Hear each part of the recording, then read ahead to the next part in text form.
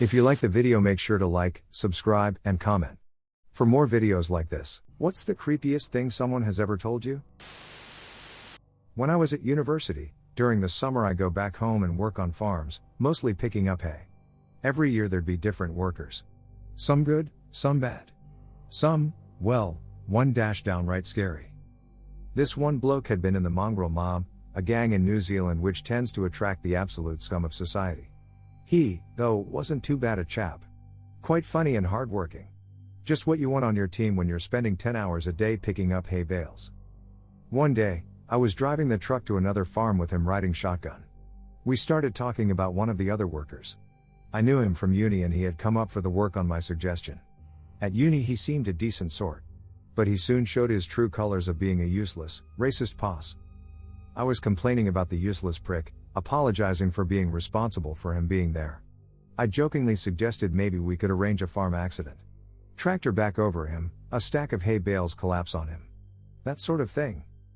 At this point the mongrel mobster casually mentioned he knew people who, for just $5,000, would kill and dispose of anyone. Said they had a setup out in the bush, NZ speak for middle of nowhere, where they'd feed the body to pigs then dispose of any remains, teeth, bones, in an acid bath. The completely casual way he spoke of this was really unsettling. Around 8 years old, I was waiting outside the Disneyland bathroom for my dad who was in there for a while now, long line, and some guy who looked like a grandfather came up to me and yelled in a shaky voice, "Come on, Jake. I can't stand here forever, now." I'm a girl, so that made it even weirder. At first I thought he was talking to someone else, but he came closer and got irritated, saying, "Jake, don't ignore me." I started looking at him with a clearly confused face, trying to signal that I don't know who the fuck Jake is, please go away. But he got even closer and grabbed my arm and started pulling me away, saying, "We are going to sit down, Jake. Come on." I was trying to stay put but this guy was strong and eventually, my legs wouldn't stay and he effectively dragged me out of my place. At this point, I started screaming but it was more unintelligible shrieks and people must have thought that I really was Jake and I was just resisting, not that I didn't even know who this guy was. Luckily though, my dad came out of the bathroom then and pulled me back, and started yelling at the guy. The security got involved and apparently, the guy's grandson was named Jake, who had a seizure and died inside that bathroom over a year ago. The grandfather had some form of Alzheimer's and stayed there every weekend just waiting for his grandson to come out of the bathroom. During high school, we were returning from a trip of 10 days taken by our school during the vacation. We had returned at night and were divided into groups according to our location and boarded bus likewise. Luckily, my friend and I were on the same bus since I was staying at her place for the night and returning home the next day. The bus we were on had only few students in it and my friend chose to sit second to last seat of the bus. We were just having fun during the long bus trip and gradually fell asleep. Suddenly she grabbed my arm painfully and whispered in my ear, "There's someone in the back seat. Please look behind you." Mind you, there was no light and the seats in the back was empty. I was shit scared and asked her if she was joking. She started sobbing saying someone's behind me and I should check. I refused but she begged me to. I slowly turned my head praying to God and of course, nothing was there. I quickly turned and said nothing was there. She didn't reply and I realized she fell asleep. We had a quick break in the middle of the road for bathroom breaks and I asked her what the fuck was that about. She was surprised and said, "Oh shit, did I really said that you? I actually dreamt a woman sitting right behind us and asked you to turn and confirm it." I couldn't sleep the whole trip and sang songs to keep my mind from going there. When I was in elementary school, I think 3rd or 4th grade, I got a new phone and was super happy about this. It was a small Samsung, oval shaped, that you had to slide up to reveal the keyboard. I took the bus home after school and played some game on my phone when 2 older guys, teenagers to early 20s, started talking to me, saying how cool my phone was and if they could have a closer look at it.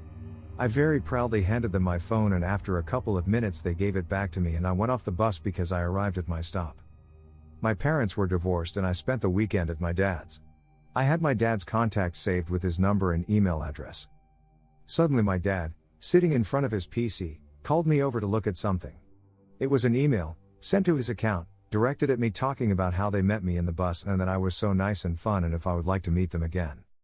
My dad laughed and mocked me about how I have an admirer but I clearly remember my heart sinking to my feet as I remembered those 2 guys I encountered some days prior.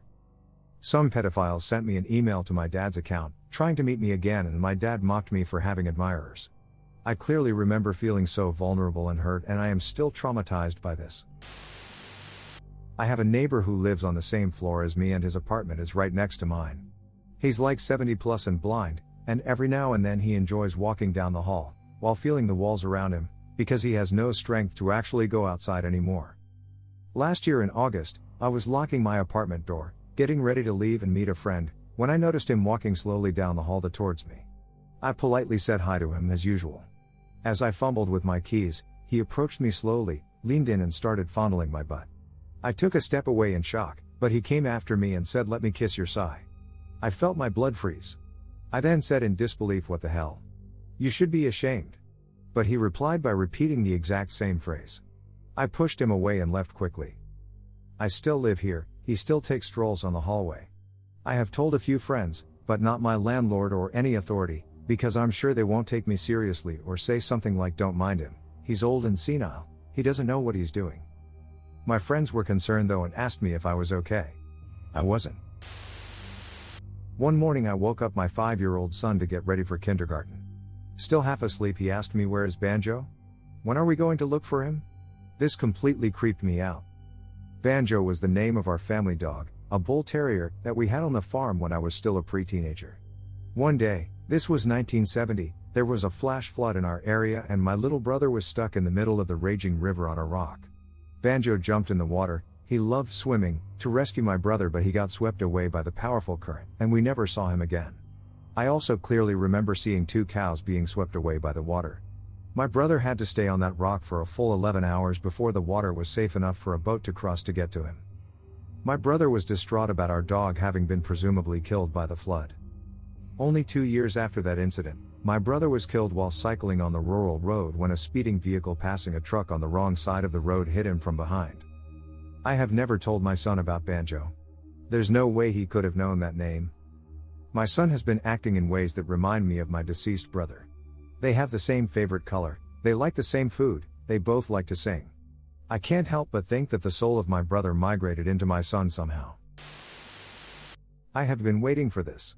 A few years ago I went to a language school abroad that had sister schools in different cities, so you could start in one place and if you wanted to change you could just up and go to one of the other cities for a while. The schools had low-grade apartments that housed 4 or 5 people located near the school. So it was normal for roommates to come and go and reappear again. One day a new roommate arrived called Amy, fake name, who had been in another city for a few months already. We got along great, and one night after a few drinks she told me the craziest story I've ever heard.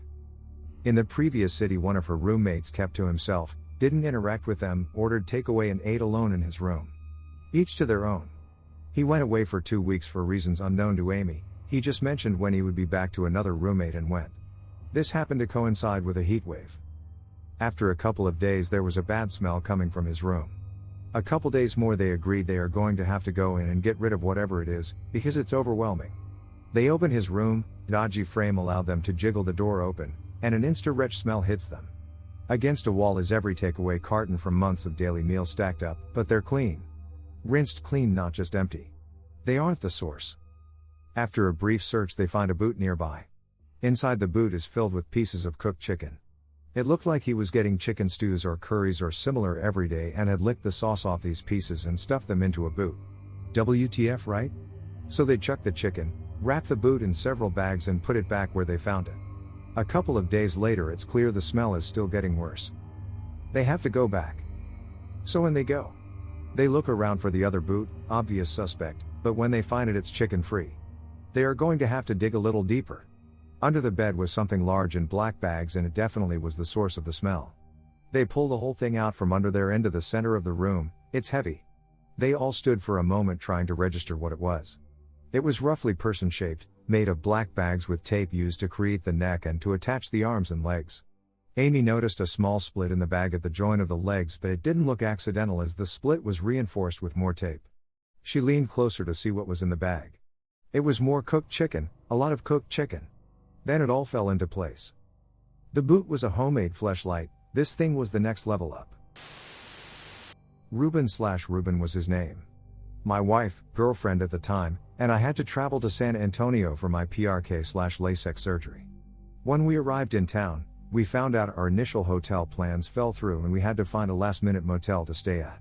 We get everything situated around noon and get our key for a second-floor room. We load back into our car and drive to the other side of the motel to park our car near our room and start unloading our luggage. Now, if you're not aware of San Antonio, Texas, or any large city, there are a lot of homeless and/or drug users roaming around. As we were unloading our car with our 2 suitcases and a couple of backpacks, my wife and I noticed a disheveled man walking parallel to the motel. He turns towards us and starts approaching us. In our mind, we figured he was just going to ask for cash and go on his way. I mean, the majority of my encounters with homeless and/or drug users are that, but we're still on guard because we don't know this area. After he approached us, he asked if we needed help unloading our stuff. He has a 40 ounces in one hand and another 40 ounces halfway out of his cargo pocket, and at this point, I can smell the alcohol coming off of him. We politely tell him no and that we don't need help as it's only a couple of things. He stumbles to put his open 40 ounces on the brick ledge next to us and states he would like to help us and it's the least he can do. He firmly takes my suitcase out of my hand and starts to introduce himself as Ruben. I'm obviously on guard here. I mean, the man has my suitcase in his hand and I don't even know him. He starts walking to the stairs, continuing his life story. He seems pretty harmless, but still giving my wife and me those vibes. I explained to him that I don't have cash on hand and that I wouldn't be able to tip him for his generosity. Ruben says that it's fine, and again, this is the least he could do. At this point, he's following my wife and me on the outside balcony to our room. Again, my bells are ringing and so are my wife's. I restate that I don't have cash. My wife hurries into the room and I'm with Ruben with my stuff. He hands me my stuff and I put it in the room right behind the door. I'm starting to close the door, my thigh pressed against it as well as my wife. As I'm thanking him for his help, he extends his hand out in the form of expecting a payment. I again tell him that we don't have the cash to tip him. In an instant, Ruben's facial expression changed from an "I'm glad to help you" happy face to an "I will hurt you and your wife and won't think twice about it" soulless look. My hand is on my knife. I didn't have a CCL/OCL at this time, and at this point, I am pushing the door shut. But before I shut it, Ruben utters the phrase, "You better keep your windows and doors locked." I slammed and immediately locked the door and ensured the windows were in fact locked. We moved some of the furniture in front of the door and windows in a way to barricade them and kept them there for the remainder of our stay when we were in the room, and finally notifying the front desk of him. Even returning to the room, we would look under the bed and in the bathroom for him in case he broke in. Each time we left the room for my medical appointments, we would always be on the lookout for Ruben, and even to the point of parking in different spots and take different ways to our room so we wouldn't bump into him again. This was 4 to 5 years ago, and my wife and I still get shivers down our spine by the way he just changed so suddenly and uttered those words to us. Hypothetically, if someone would share a San Antonio news report of a man named Ruben killing someone since then, I wouldn't be surprised. A few decades ago, when I was a kid in South Florida, my dad brought some friends over from work to hang out. Found out that they were all KKK members. The eldest of the friends was very charismatic. He openly talked about a small lake back in the woods in Indian River County that had been purposely stocked with piranha. He openly talked about feeding the fish in that pond with people. It blew my mind. But not as much as the gift that they brought my dad. His own robes. He put them in a box that I never saw again and changed jobs almost immediately. I was actually pretty proud of that. He was never a racist, and I think that it really freaked him out, but he was polite and just didn't do that kind of thing. I've met several KKK and Aryan Nation members over time, and they all seem to be developed disadvantaged. No joke, there aren't many, certainly not even close to the levels that the MSM likes to infer there are. I once had a guy who was a Grand Dragon gift me a copy of Mein Kampf. I read it, it wasn't anything but the incoherent ramblings of a meth addict failed artist. His real struggle was his own mind. The Grand Dragon was like 45 and lived in a trailer with his alcoholic mother. That is the real demographic of white supremacy groups. They prey on young poor whiter kids who are very easily manipulated, similar to Hitler's youth, but with zero discernible testicular fortitude. All of the people I've met over time involved in white supremacy are like little dogs, all bark and zero bite. Just young dudes, 15 plus, who like to drink and do stupid shit. They don't seem to spend much time. Mostly as they get older they realize the pathetic nature of their hobby. The only white supremacists that I feel are actually dangerous are the Aryan convicts. They'll kill people. Race indeterminate. They are very violent when they get out of prison. Those guys then cop out and recruit young potential members. And they did it with booze and some disarticulation of religion. It's really, really sad. When I was in a mental institution for a suicide attempt and depression, my roommate was really a piece of work. This wasn't my first rodeo in this situation, and I've met lots of bizarre/creepy people during my institution stays, but this girl might have taken the cake. She was a speed freak and would hallucinate things when she was super high. She might have also been mildly schizophrenic too, but I'm not sure. Anyway, she had convinced herself that there were eyes staring in at her through the vents wherever she was. She'd wake up in the middle of the night, whisper my name until I woke up, and then say, "Can you see them now? Can you see the eyes?" And I'd look through the darkness at the vent on the wall and a chill would crawl up my back. I didn't see the eyes, of course, but the fact that she could, really freaked me out. She even had a name for them. Ventiholio, she called it. I'd be sitting on my bed reading or writing and my roomie would just start going, "Ventiholio, I see you." Which would then be followed by her maniacal laughter. That laughter really creeped me out. It was a high-pitched sound that petered out and hung on the last note for a moment. Apparently her story was that she'd convinced herself that her downstairs neighbor was spying on her through the vents in her house. She'd call up her daughter at every hour of the day and rant about how her neighbor was looking at her again, and her daughter became so fed up that she put her mom in the institution. My roomie also hallucinated this neighbor walking down the halls of the hospital, and she'd have a meltdown and the staff would have to put her in the padded cell room for a while. It was one of the creepiest things I've ever witnessed. And like I've said, I haven't had any easy life and I've certainly seen my fair share of shit, but this was one of the top moments. I once had a guy at a strip club let me know that he enjoyed killing young Vietnamese girls in the Vietnam War. He then offered me $500 to go up on stage and strip for him. I declined. You see, I had just talked to this same guy at a coffee shop in the next town over. He blew me off when he found out I was 35. He was looking for younger girls. That night a young girl got murdered. I knew the chief of police's daughter, and she let me know that they suspected a serial killer who moved up and down the interstate killing young women. They thought he had a job maybe as a traveling salesman because he followed the same route. He had told me at the cafe that he was a traveling salesman on the route that people were being killed. I am just glad that I didn't fit the profile. I was too old. Apparently, this guy had been bothering many young girls at that coffee shop. The barista even asked me if he had been bothering me. I never saw him again. This old guy worked in China during the early 50s. It was the same place where some Americans, the Flying Tigers, were stationed during World War II. He told me that he noticed several kids who were half Chinese and half Caucasian, obviously children of the pilots and other American personnel who were stationed there during the war. Eventually he asked his housekeeper, a lady who had lived there her whole life, why there were no half-black children. Apparently some of the support personnel were black. Didn't they father any children during their stay? His housekeeper simply told him that the local girls would not get involved with black men. He worked there for several years, and must have earned the trust because one day she brought up the topic and told him the truth. Accordingly, a few offspring of black personnel were sired during the war, but after the men left these children were not permitted to live. Supposedly it involved a large bonfire. I have no idea if his story was true or not, but when I heard it as a kid it sure creeped me out. Back when I was a gay little high schooler or so, some guy hit me up on AIM and started flirting with me. I was in a gay chat room then, so I figured it was a guy from there, and naively thought I was getting hit on by a dude around my age because I was a dumbass and also thirsty. He said he lived nearby and did full body massages, he wanted to give me one, and we should be friends. I seem to remember he also brought up my age a few times.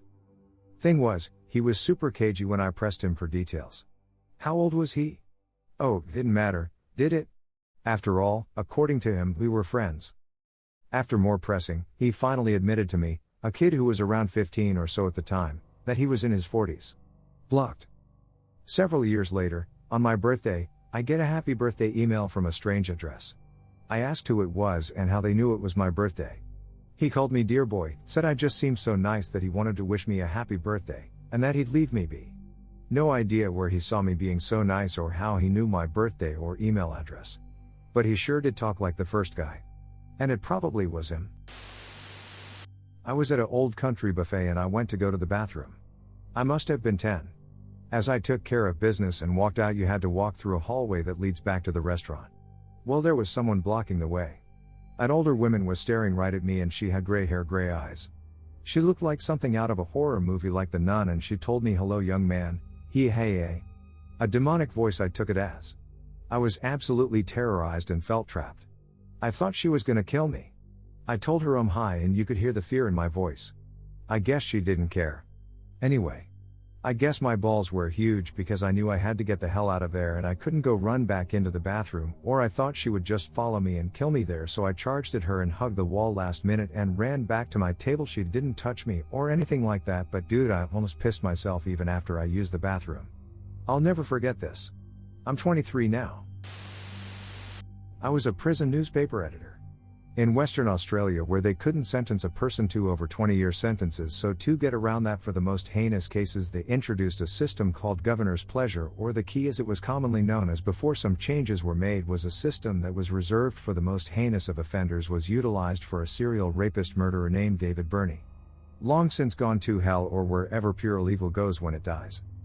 And I was interviewing a criminal who requested to make a statement which was crushed by the prison system and the current Attorney General for the state at that time. His own words were, "I don't want to be released." Why would I want to be released? I get my drugs in jail, I get fed in jail, I get to work out as much as I want in jail, and scariest bit was, and I get my sex in jail. Guy was a serial rapist of inmates. For lack of a better description, this guy was fully institutionalized and was pushed out onto the streets with zero work done towards addressing significant reoffending behaviors by the Attorney General at the time. This AG, who was making a play for a federal seat in the political party he is of, was also pushing for a nationwide sex offender database, which is good and bad for many reasons. If done correctly, it's a great system to keep potential victims safe, but in reality it doesn't prevent shit due to the nature of the crime and then people usually knowing the person. Funnily enough, this AG's name was Christian Porter and was made federal AG, and yeah, seems it takes a predator to know one. Couple typos, missing grammar, but yeah, I was a shitty editor, lol. I forgot to add the released criminal reoffended within 3 months of release. When I was in rehab, I met a guy who was a part of a mob of young kids that would roam around and jump people. Literally like 30 to 50 kids that would just run wild in the area, particularly in one strip mall. They were involved in attacks at the grocery store there. One customer was killed when they ran up and smashed pumpkins on his head for literally no reason.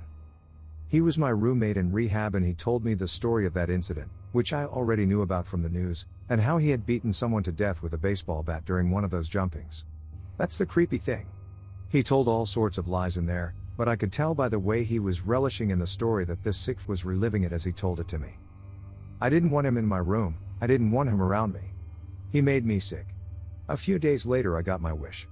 He had brought fentanyl in with him, and they only found it after the only friend I made in rehab OD'd on it, in rehab, after this motherfucker gave it to him. He also used to brag about how his shit was so good it was killing folks, and I saw it with my own eyes when my friend was blue and they had to call the fire department to the damn rehab to Narcan him. He lived thankfully, but they both went to jail. His name was Marcus. We don't need people like Marcus in the world. It was more what he did than what he said, but I think it still counts. In 5th grade, there was this dude who'd hug me and ask me if he was my bestest friend, and when I would say no or not answer, he would get this psychotic look in his eyes and restate the question in an emotionless tone. When he'd hug me, he would rest his hand on my butt and squeeze me really hard. One day he thought it would be a good idea to kiss me on the lips, and all I could do was nervously chuckle. After that, I had a 2-hour-long panic attack and hid in the office for the rest of aftercare. I never said anything because he had violent tendencies, like one time he attempted to stab someone with scissors over a spot in line. His mom was also a teacher, and whenever he did something that could get him expelled, his mom would say that it was the other kid's fault or that what he did was not that bad.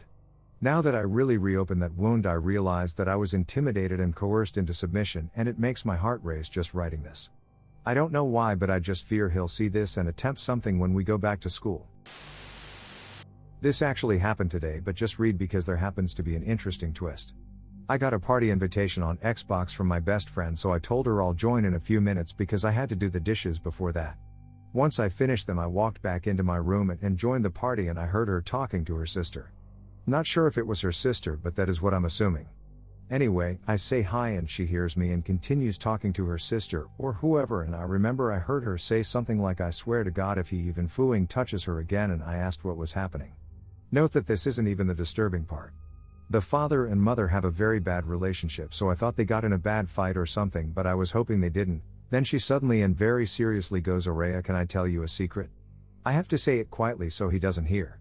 And I just say yeah, sure. Wondering what it could be and wondering if it was something serious about her parents. And she just casually and quietly replies with, we're hiding a body, from my dad. Naturally my heart goes crazy and I ask what? And she wouldn't reply the first time. I asked again and she said, yeah, remember that guy I showed you that was in the red sweatshirt and he was hanging out with my mom?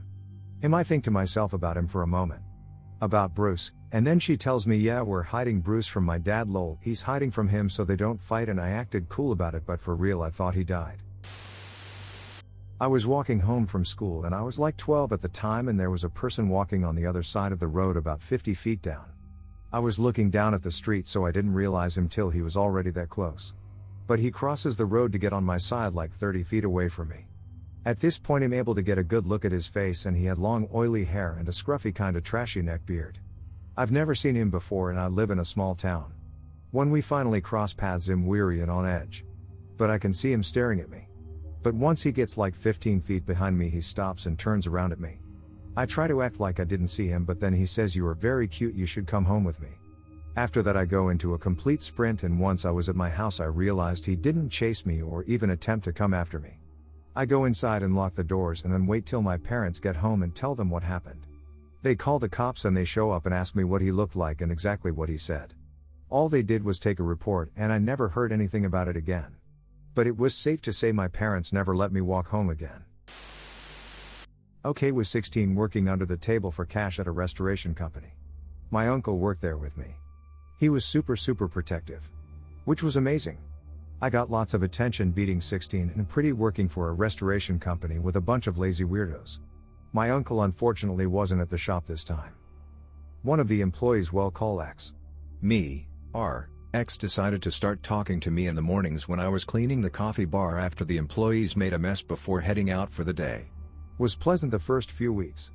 Would ask if I slept well, drinking water, or if I had seen any cool movies lately.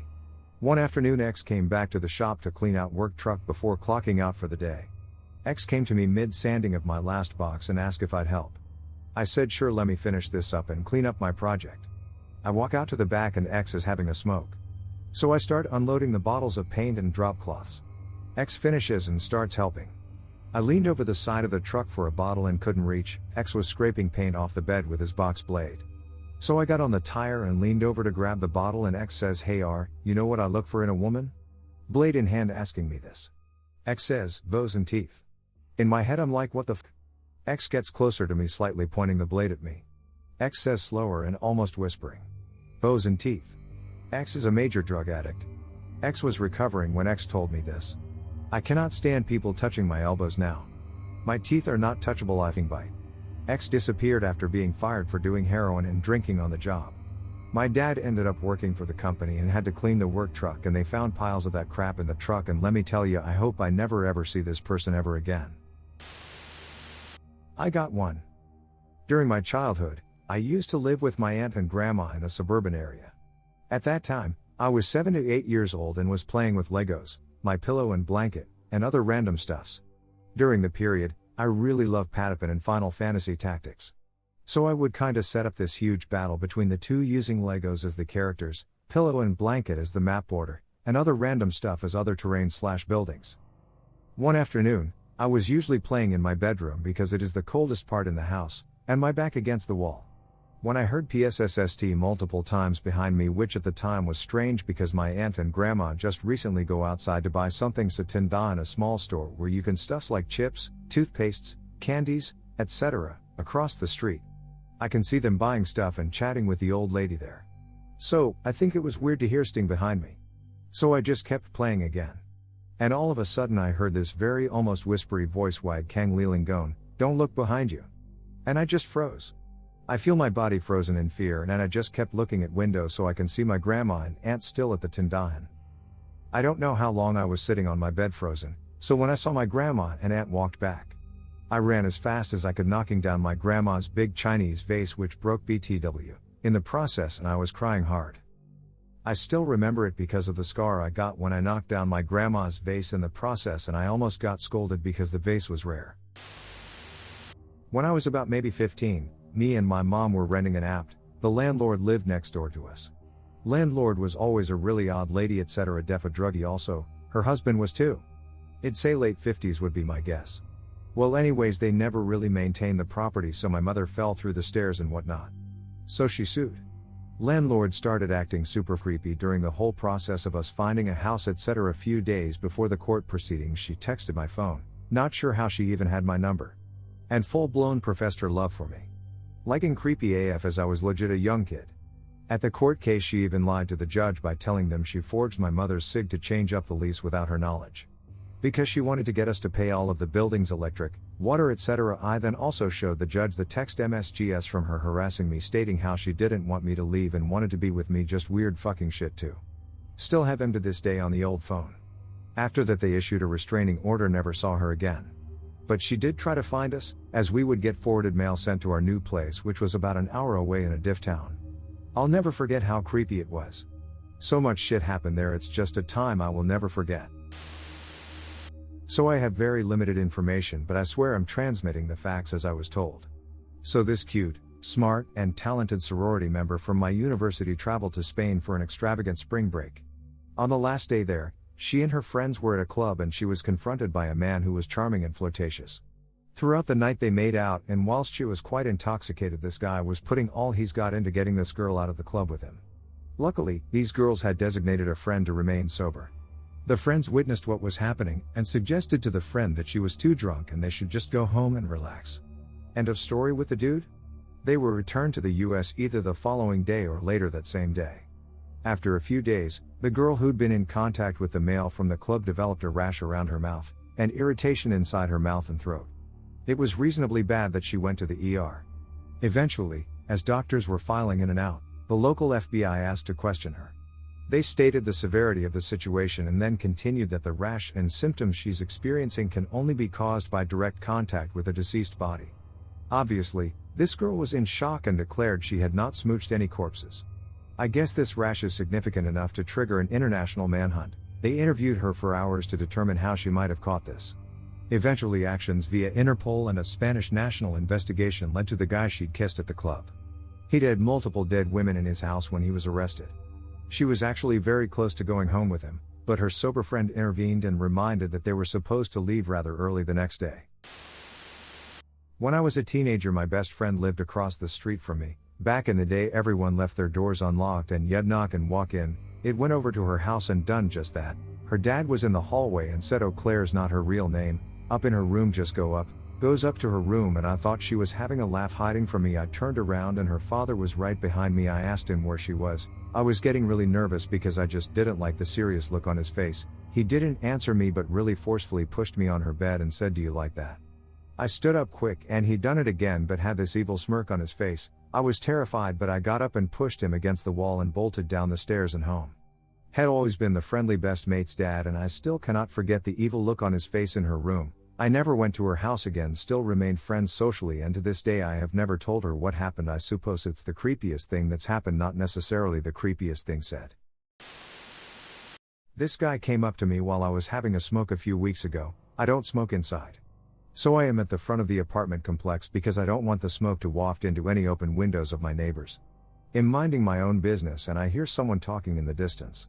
Mind you, this was like 11 p.m. or so maybe someone chatting on the phone coming late from work. Afterwards I realized this fella wasn't talking on the phone, he was talking to himself. He came over to me and mumbled something. I thought he was asking for change and I said, "Sorry, I don't have any." He goes, "What?" "No, I was asking about Maria. Did you know she can't come here because," mumble. I say, "Oh, due to the lockdown, right?" Just making small talk and trying to rush my cigarette. He goes, "No. Because we are here," and mumble. I quickly realized this guy must be legitimately schizophrenic and his sentences don't have any rhyme or reason. They start on one topic and end in a mumble or a different direction completely. The worst part is when I thought he was asking something, because he'd pause and look at me before continuing. I actually sized him up secretly, in case I had to swing on him if he became violent. But luckily his rant made him decide that I was to stay here at my post and smoke a cigarette. He said it as if we had agreed on it like that or something. While he goes in, I couldn't hear what he said as he rushed off after that. He didn't really tell me anything like the op was asking for, but the way his mind seemed to completely jumble his words and logic, I was afraid he'd whip a knife out or something.